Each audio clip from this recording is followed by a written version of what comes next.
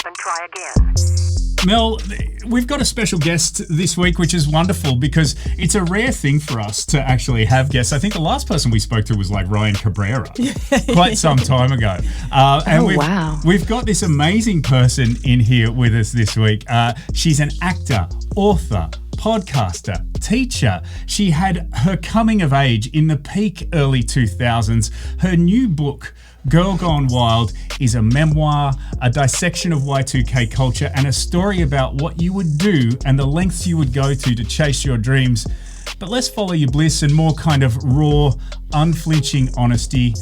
Courtney Kocak, thank you so much for joining us today. I'm so honored to be here and be chatting with you guys. Thanks for having me. Let's chat about the format of the book to start with. So it's called a memoir in essays. So it's made up of self-contained essays that make the book feel really intimate. And these essays all sort of come together to form this bigger picture. Did you always know that this was going to be in this type of format, or is it something that kind of revealed itself to you as you were kind of planning and plotting and working through it all? Yeah, well, to be honest, I think the memoir in essays is like the perfect first book format because it's like you can work on them individually and then move into a more holistic picture. So just from a craft point of view, I think that was the most accessible way to start writing the story. And so I had some collected and then I wrote others to fill in the gaps. And then as a reader, I love the episodic. I find it kind of propulsive. Yeah. And so I knew that I loved that about the reading experience that I'd had with other people's books. And so I was like, I should just lean into that. And I feel like the episodic nature of it is so, it's like real for a coming of age story.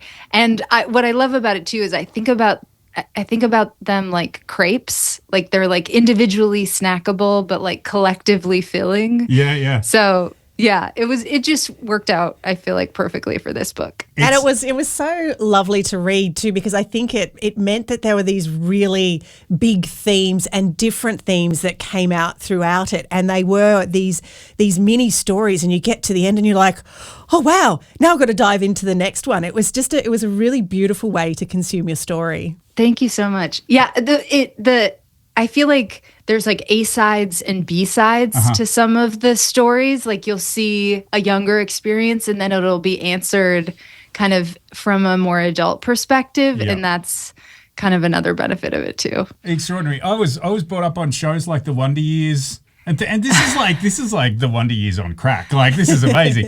But it really is. It's really relatable in that sense. The early 2000s, we talk about, I think quite often in our show, about how happy we were that there weren't any phones around or social media to record. So we got about 10 years on you, so we were very lucky because there was definitely digital footprint didn't exist, right? We were very glad that people weren't seeing what we got up to, and you just put it all out there. Like it is unabashed and unashamed. It's all out there. And I think that's what I love about it is the rawness and the honesty of it. Thank you. Yeah, I felt like if I was going to tell my story, like why would I censor myself, And really the exercise of writing all of like my most shameful moments was so liberating to me. And I hope that's what readers get out of it too, is like, like this stuff is not, I didn't kill anybody. Like, this stuff is not the end of the world. And like, hopefully it can alleviate some of that shame in other people too. And I think, I mentioned to you just before we started recording that like, I was wondering how I'd go reading from a female perspective. Like, I mean, look at me, Courtney, like I'm fantasy, science fiction, horror, the occasional rock and roll biography. Mind you, you're not my demo, but that's okay. No, but I will say that this is probably one of the most rock and roll memoirs I think I've ever read. Hell yeah. I think that lack of shame or that being unashamed about it is really great, and it's kind of liberating for the reader as well, because it's like, you have similar thoughts and feelings that you bury deep down inside and you don't share it. You've shared it with everyone. And also just that relatability about, trying to follow your dreams at that age. I found it so similar. Like, I was brought up in country towns and all I wanted to do was get out of them. And I didn't know what I wanted to do. But tell us a bit about Minnesota. Like, the only things we know are like Prince, Jesse Ventura, the Vikings, the Timberwolves, and what's been going on in the news recently. So what's Minnesota like in the early 2000s and the 90s? Well, that's a pretty good summary right there. I have to say I'm so proud to be from Minnesota right now. Like, the defenders of democracy are just in my backyard growing up. So like, could not have any more love for those people. And yeah, it was a place that I lived in a small town too. I was like 2.5, 3 hours from the Twin Cities. And so I always felt like I was like this small town girl who really was in a metropolis of cows, but I really wanted to be in like a actual city. Yeah. And so I always had this yearning to leave and like do something big. And then the funny thing is, like, you leave and like I still will probably live in a city for the rest of my life, but like I have a greater appreciation for where I came from and like my family. And I also just realized like I'll never leave it entirely. Like, it will never leave me entirely. Yeah. And like, that's some of those like small town values are some of the best parts of me. Absolutely. Yeah.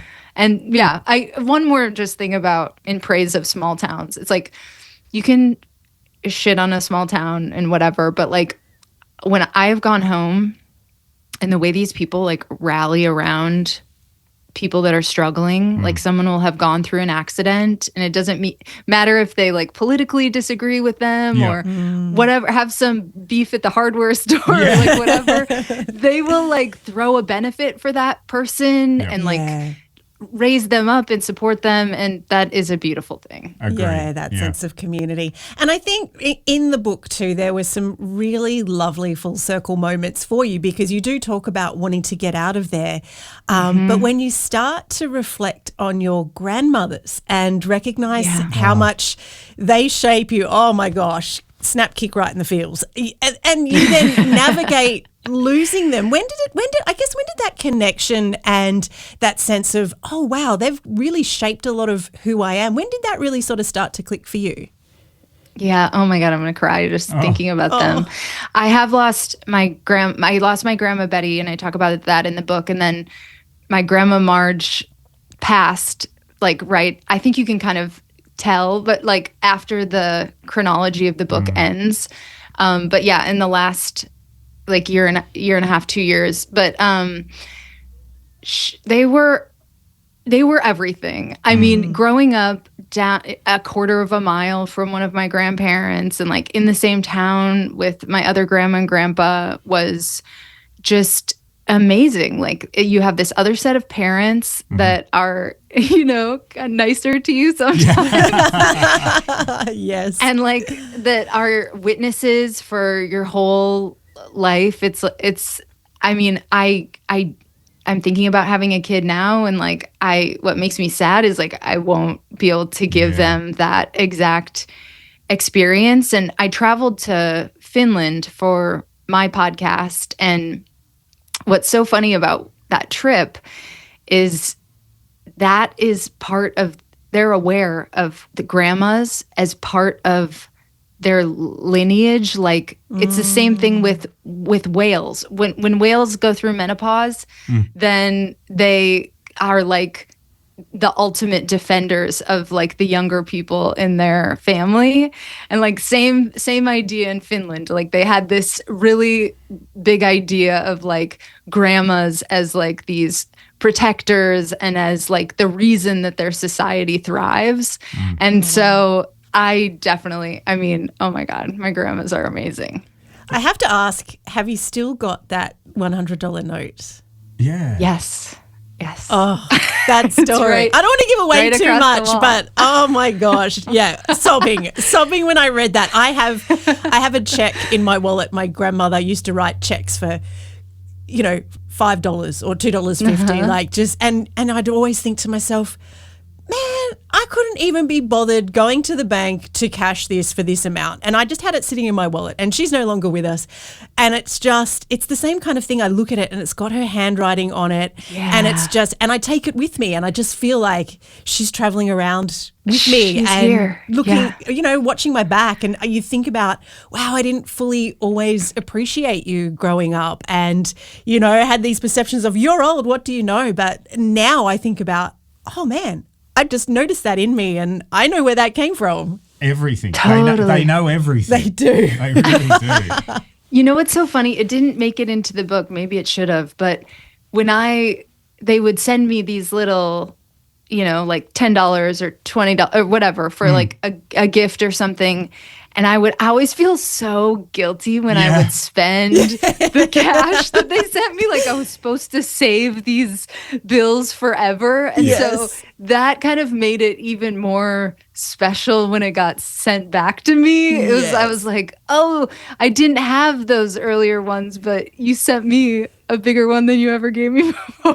Oh, such a beautiful story. It's amazing. And I think like the further you get kind of away from that, the older you get, the more you develop an appreciation. It's like, and then you think, oh, damn, I wish I'd kind of acknowledged this a lot more when I was younger. But that's the benefit, I guess, and also the curse of growing old and getting all these experiences under your belt. But if we can go back a little bit, let's talk about that hunger and passion that you had for pursuing your creative Hollywood dreams. Like you're in your early 20s, you're kind of invincible. There's stuff that I've done in my early 20s. I look back and I'm like, how am I not dead? How did I live? How did I get here?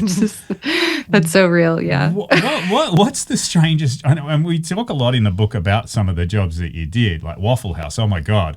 But the strangest job or opportunity that you took on the way to getting there. I just read, someone else just wrote an essay about all the jobs that they had, and I was like, oh my God, I couldn't even count all the jobs that I had. I did all these promo jobs. I did, I was like a guinea pig in medical experiments. I worked like little temp gigs in offices, in factories. Like I couldn't, gun to my head, like could not name the hundreds of jobs that I've had. But yeah, the art was always like the thing that I was chasing. And so there was no way I couldn't even conceive of like, if I was going to have an office job, it was merely to support whatever else I was doing at night. Means to an end, right? And it's like, you're so laser focused at that age, and it's like it's the risks that you take are just like, I'm fast we're both fast approaching our 50s. Sorry if I added you for your age there, Mel. But like, it's, if I look at it through the lens that I have now about some of the risks I took to get to where I wanted to be, like I did a similar thing. We both chased showbiz careers. I joined a band. I did all of that stuff. I toured, and I'm like, I look at that through my practical 50-year-old brain now and just go, I would have talked myself out of those things 100 times over with this level of experience. So I'm sort of glad for that naivety. Did you? There's something there that you kind of, you kind of chase it when you're older. Do you miss that naivety and that sense of adventure and that of fearlessness? I guess I'm still that dumb. I don't know. I was going to say, do you still have it? I still would I mean, I have a different dream now, but like I still would like sacrifice almost anything for this dream. I think I've gotten wiser about, first of all, let's celebrate. I'm 42, close to 50. Like that, I'm learning that like I'm going to own every year. Like there's no shame in any, every year we get is like such a beautiful blessing that we should be shouting it from the rooftops. And like, what I learned is that I love I fell in love with my younger self, I think, writing this book, or like I realized how precious she was. And so like no shade on her, but like I also realized, I wanted to go fast when I was younger. And so I was trying to go fast. And like, there's something to be said for slowing down and being strategic. And like, that can also be a way to pursue your biggest dreams. And it's wiser and it's quieter, but it's still maybe more effective. Yeah, but in your 20s, you're like, fuck that. Like, I'm not doing it. So, go fast. And with that, like, what was it like? It's, again, our experience of probably LA was going there on our honeymoon, right? And just landing in LA and looking around and just going, what the hell is this? And I always think like Guns N' Roses, Welcome to the Jungle, What was it? And your introduction to LA was just, that terrified me, that part of the book. But do you have an affinity for the city? Because I'm scared to death of it after going there. Yeah, I have like the deepest love for LA. I live right now, I'm in Austin recording, but I go back and forth. I was just there like last week. And I just like LA was a utopia for me. Like there's such a creative class that's so vibrant there that doesn't exist in a lot of other places. And so you can just be your like freak flag self. You can be your like artist. Like people get the dream, which is not the case in Minnesota. It's not the case in a lot of other places. And I loved also the weather. Are you kidding me? Yeah. So like I'll always love LA. I've got some political critiques of LA. Of course. But I have such a soft spot always. And it was wild in a lot of ways. And it's still, there's a lot of untamed parts of the city, things that you could do there today. Yeah. And, that's part of its, legacy too. It's like the charm, I guess, like you wrong turn and you could end up in a bad neighborhood and dead. Yeah. That's what we found out. Let's talk female pleasure. So early 2000s, I don't even think that was on the radar. Like I think about growing up in the 90s and in college. As females, you were given the nickname of the sexual act you may or may not have performed, or a man might have said that you did and you didn't, but that became your name through school. If you watched pornography, it was all about pleasing a man. And early 2000s, not even on the radar, but today we're seeing things like over here in Australia, there's this amazing social commentator that I follow, and she stuck her little microphone on her sex toy when she was doing an interview and just, just put it all out there. And she's like, I'm not ashamed. And I use this. And she's brought out a line of sex toys. And we're seeing celebrities do it. And it's an open conversation. Talk about those shifting attitudes, because I think throughout the book we sort of saw what those attitudes were like through some of your boyfriends and the way that they spoke. But then we get to the chapter, oh my goodness, the chapter where you go and purchase and implement. And I'm just like, wow, look at this evolution. This is amazing. Like, how do you feel about all of that? Why do you think these attitudes have shifted? That is so funny that we're talking about this right now. I've been recording the audiobook. So I just, right before we hopped on this call, I read that chapter. I come all over my closet floor is what it's called.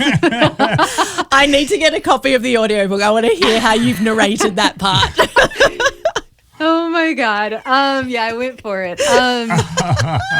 Yes. I thought, that's like a tiny little 3 or 4 page chapter. Like it's like a little sliver of the book, but I'm so glad I included it because it is in conversation with some of these other essays, and especially like early experience that I had with shame and masturbation. And I do think the vibes have shifted. I'm curious what like a 20-year-old would say now if we were talking to them, like if it trickled down all the way down to that age group, because there's still like a lot of insecurity and shame at that stage. But I do think as a culture, like we're just more open-minded about sex in general, whether that's like polyamory, not my thing, but some people's thing, or like masturbation, or queer culture, or like whatever it is for you to live your like best sexual life. And yeah, a huge theme of the book, and just like a huge part of my extended coming of age has been like realizing my own agency, and not relying on other people for pleasure. Yeah. And so yeah, I have a big soft spot for that chapter. Well, I mean, that's the thing. I think even as a guy, once you work out that you can do it yourself, like that's a game changer. It's like, fuck you all. I don't need anybody. Also, like, there's, like we talk about this in the Girls Gone Wild experience, or what, it's like some sex can be exploitative, or like, and so, but what's beautiful about just masturbation in general is like, it's a solitary act. If you want to hurt yourself, you can go knock yourself out. Sure. But like, there's no power dynamics. There's no, like, it's pure in that way. And like, that's amazing. Yeah, it's quite like literally one and done. Yes. I do need to kind of take us back to that. The views on I guess female pleasure in the early 2000s pretty much non-existent. Like, and to be a boy growing up at that time, I think we had some pretty horrendous views of young girls and women, and it was because of the culture we were surrounded with. And I guess specifically, like, the title of the book is Girl Gone Wild, and Girls Gone Wild is a small part of your experience. There's so much more to it than that. Here in Australia, we were only really exposed to that sort of on, I think it was like MTV, late night TV. If you were rich and had cable TV. If you had cable. Yeah. And so I thought it was just really innocent, flashing the boobs and all of that. Yeah. But then I saw one of the DVDs, like, in doing research for the podcast. But like, I found it really uncomfortable. I was quite shocked at the age of the girls, and B, just the complete, there's no care for them whatsoever. And it was just sad. Like, it was just sad. It was and really confronting. There's nothing titillating about it at all, really. And I'm sure that a lot more probably went down than what we ever knew about. But how did that, and you talk in the book a lot about how that impacted you, but just how did that affect you? Yeah, like I don't know if I've had depressions related to eating disorder stuff. That's my next memoir. Stay tuned. But but in terms of like, depressions I've had in my life, like after I got off that tour was like one of the most sad experiences that I've ever had. Just I was the same age as like the girls that they were exploiting. And I'm really I'm like very sex positive. Obviously we just chatted about that. I'm like pro sex work. Like so it's not like a prudishness or whatever. It's that, you can't trick young girls into going out and like having a fun party night, and then they're signing like contracts, and you're like trying to convince them to do something that they don't really want to do. Well, they're completely inebriated too. Yes. Yeah. Yes. It's just like so predatory. I'm so glad. I mean, I'd like to say we're not standing for that culturally in the same way that we were, but you know what? All this Epstein shit that has been coming out, I'm like, oh yeah, it's still like, I'm ready for the revolution. I'm ready for the revolution. And listen, it's not all men. And like, I don't, no. It's not even about that. Like, that's not what I feel like. That was sort of how Me Too was received. Yeah. But it's like the culture that we all participate in, regardless of our gender, is part of like upholding things like Girls Gone Wild, things like what Epstein was doing. And like, it's about tearing that down so that, I mean, I talk about OnlyFans in the book. Like, OnlyFans is a totally different experience. You are in charge of your, I'm sure that there are listen, we could find some people that are in predatory situations on OnlyFans, and that's terrible. Yeah. But like, by and large, most people that do it are getting most of the money. They're making most of the decisions about their content. Like that, if we want to have like an answer to what Girls Gone Wild was, it's like, get your porn, your softcore porn or your regular porn, get it that way, you know?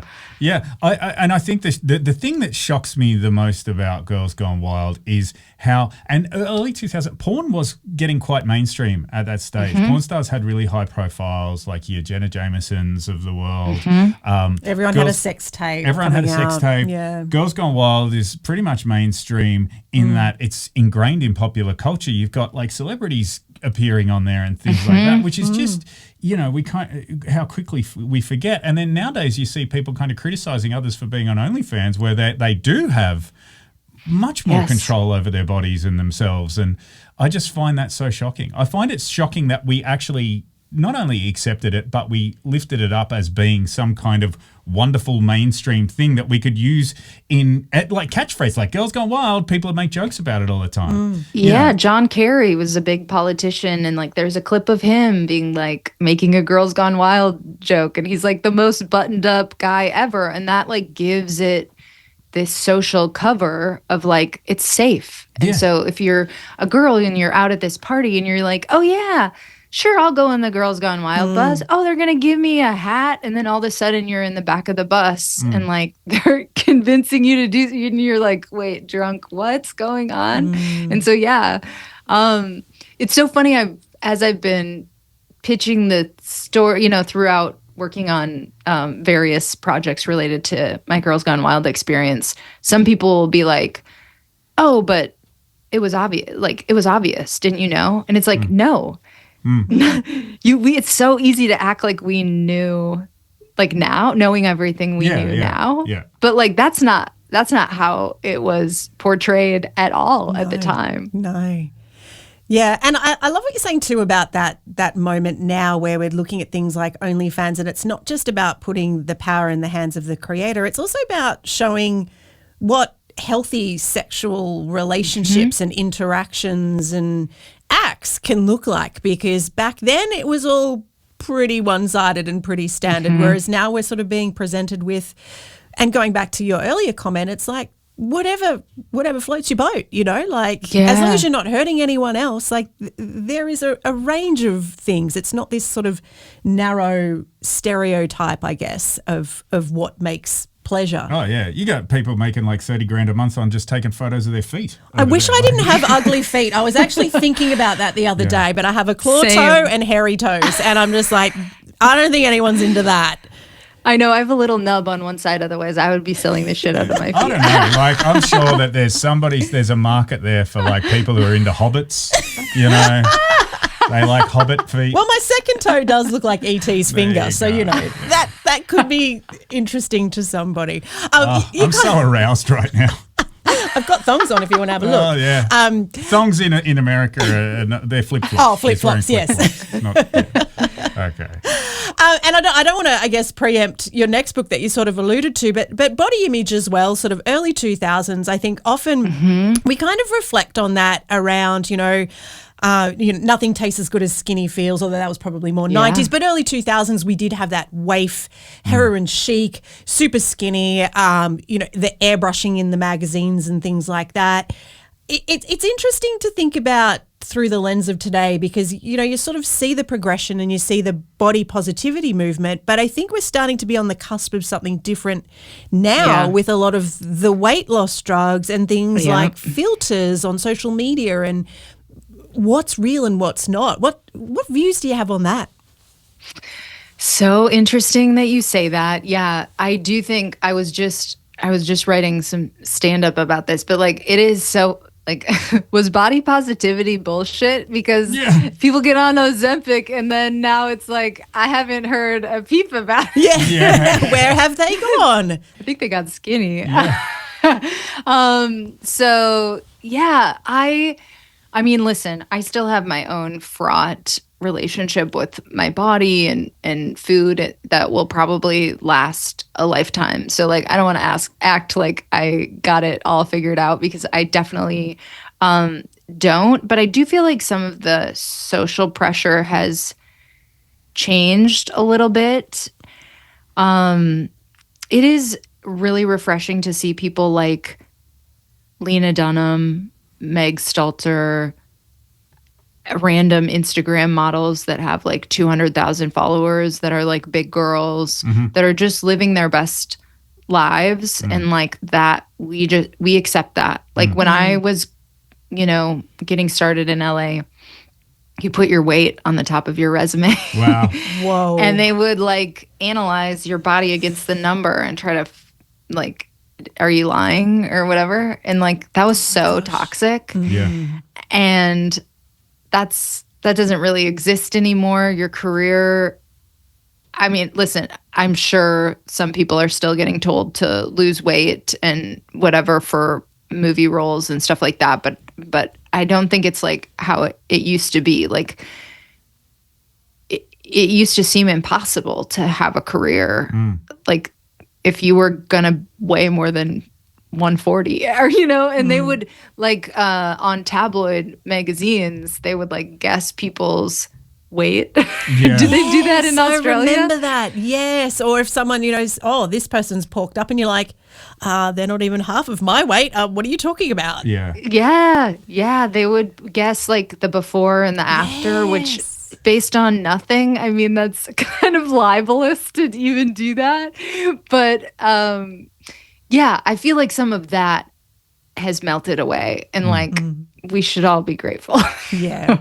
With the book, when you're pulling it all together, I know that you obviously you may have burned a few bridges, but I dare say that the bridges that you have burned with that book would probably deserve it to be burned. I know that and I'm sure that like some of your friends may have read it. What was their reaction? I know your mum didn't read it. My mom keeps saying it sounds like she's gonna try to read it, but like I actually don't want her to read it at this point.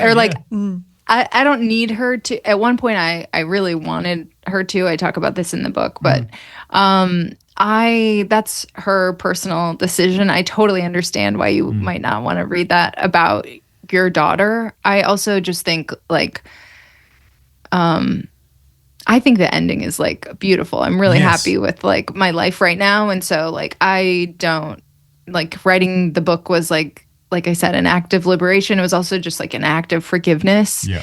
And so I don't have any qualms about anybody knowing, like anybody could order the book on the internet and they can know all this shit about me. And like, that's, I don't care. I had to reach out to a few, like I did a legal read for the book, and I changed a lot of people's names that not even like the lawyer told me I needed to change, but just like out of respect for whatever. Not everybody wants to have all their stuff just plastered all over the place. And so I did as much protection of other people as I could. And I also just like I hope I'm the biggest asshole of my book, with a few maybe exceptions, but but like I'm not trying to make anybody else look bad with it. Like it's really my own mistakes that I'm highlighting. My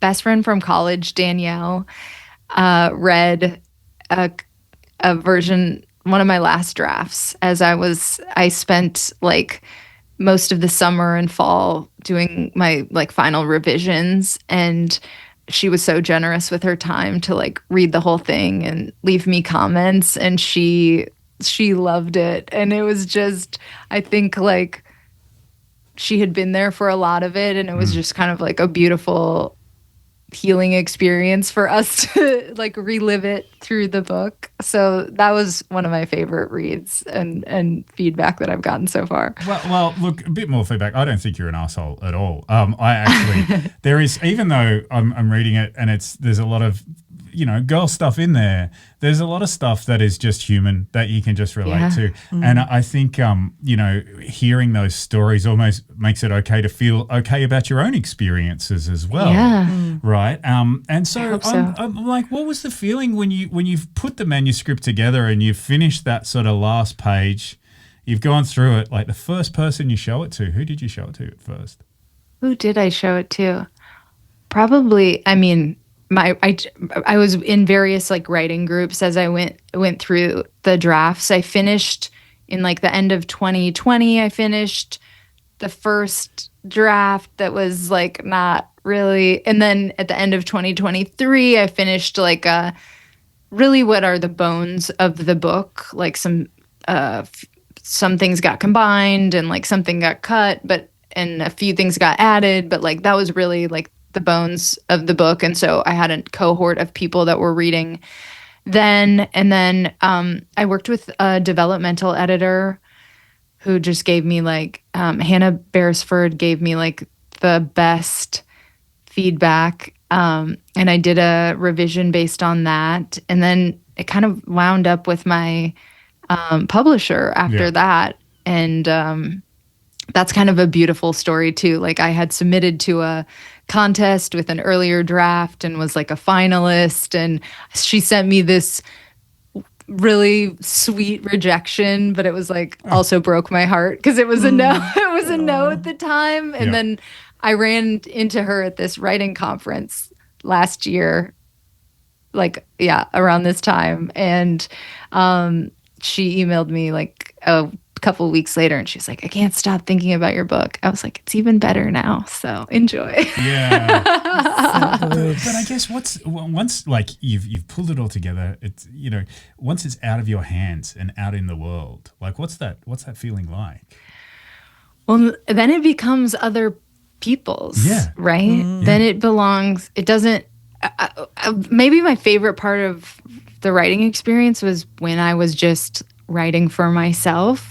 Before I even had the book deal, before I was even thinking about, because, as I was revising this summer and fall, like, you start reading things through other people's lenses. Like, how's this going to hit this person? Or like, what would the writers I most admire think of this? And like, so you've got other people in your head at that point. But earlier, when you're just writing for like your own pleasure, that is when the book belongs to you. And so now people are gonna review it. I got a great review. I got my first review a couple weeks ago, and it was no negative thing. They loved the book. They got the book, and there were still a few sentences in there that I'm like, oh, that's not exactly, but like that's part of putting the book out in the world. It's like, everybody is going to read it through their own filter, and I want them to. Everyone is going to receive it, and they're going to think of their grandmas, and I want that.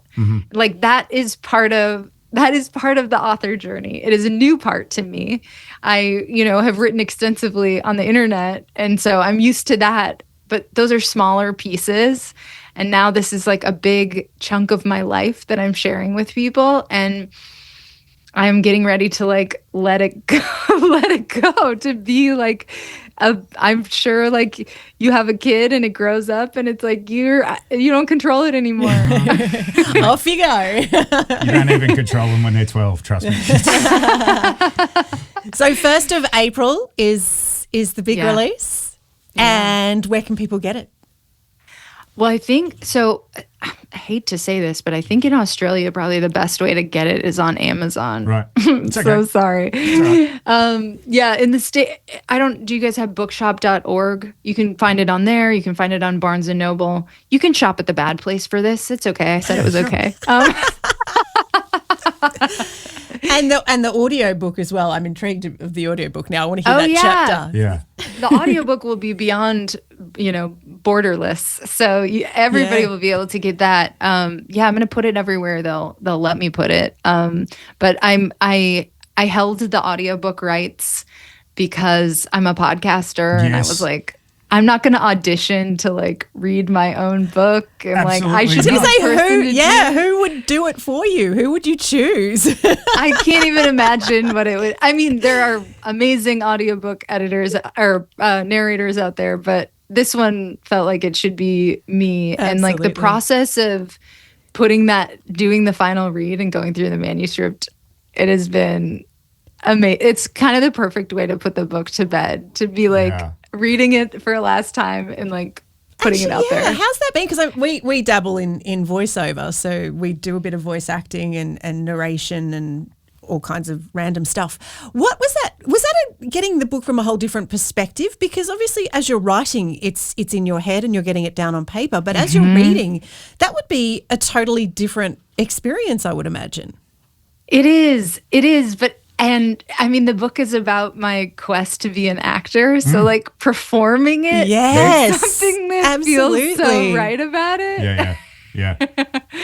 And you're right. You know, like I'm sure you guys know from your experience, but like you're interpreting the book again. So it is like life. A different.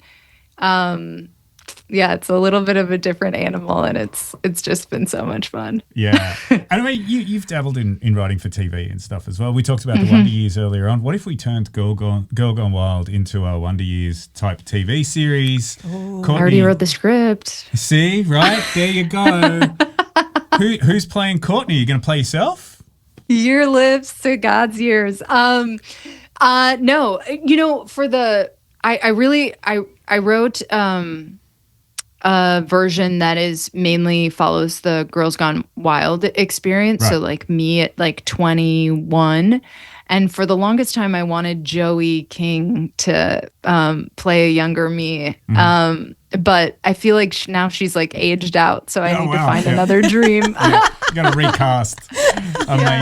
Amazing. I would love to see this as a TV series, I just think. But it'd need to be HBO or something like that, right? Yeah. Like we need to like just watch. You can't be stripping anything out of it. It's got to be as raw as what the book is. I make sure that goes in the contract. Absolutely. So I guess one thing that we always do ask on the podcast when we do have guests, which is very rare these days, but we're always happy to have them. It's about meeting yourself back then. It's about traveling back 20 years and meeting Courtney in 2006, knowing everything you know now. You've got the memoir under your belt. People have read it. Everyone's probably chimed in with some opinions. But what would you say to Courtney 20 years ago?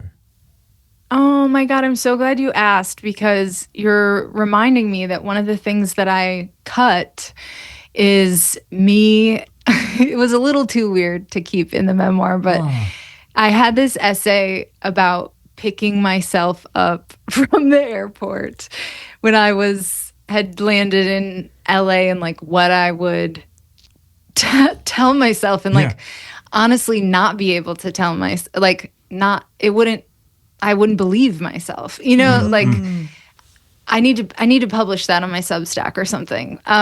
But yeah, that's the thing about it, is like, I could never know everything that I know now, but I would say, like I said earlier, slow is fast. Like taking your time is like actually like a beautiful, strategic, quicker way to get where you want to go.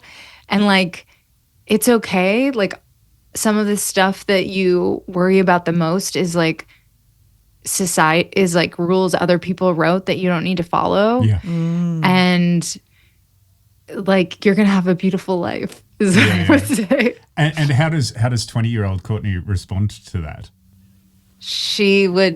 I would just give her $20 and be like, just don't get hurt. She was tough. She'd be like, yeah, okay, old lady. Yeah. Thanks, lady. Thanks for the advice. Yeah, I'll do my thing. Yeah. There's nothing anyone can tell you at that age, really, is there? No, you're like Teflon. Yeah. Well, the book is Girl Gone Wild. The author is Courtney Kocak. Please. I look, I don't, like I said, there was no orcs in there. There was no, space aliens. It wasn't a rock and roll biography, but yet I argue that it is probably more rock and roll than any of the biographies I've read. It is a fantastic read. I loved it. Mel loved it. So did I. Just so much relatability. So much feels, but I just loved the raw unfilteredness of it in this life and society where everyone is curating everything to the extreme about what they look like. We don't know what's real and what's not anymore with all this AI crap. It was so refreshing and just so many big themes. I'm just, we can't cover them all off in this chat because there was just so much there. And thank you. It was wonderful. Oh my God, thank you. I would have been happy to chat with you even if you didn't open a page of this book, but it's so generous of you to spend your time reading it and having the sweetest response. So honestly, thank you. Look, I'm so honored to chat with you. Generous of you to donate your time to us as well. Like, I think that the thing that I got out of it mainly was like, it's okay to be you and you're going to be okay. And it was just beautiful. So thank you. Oh, thanks all around. Yeah. Thanks, guys.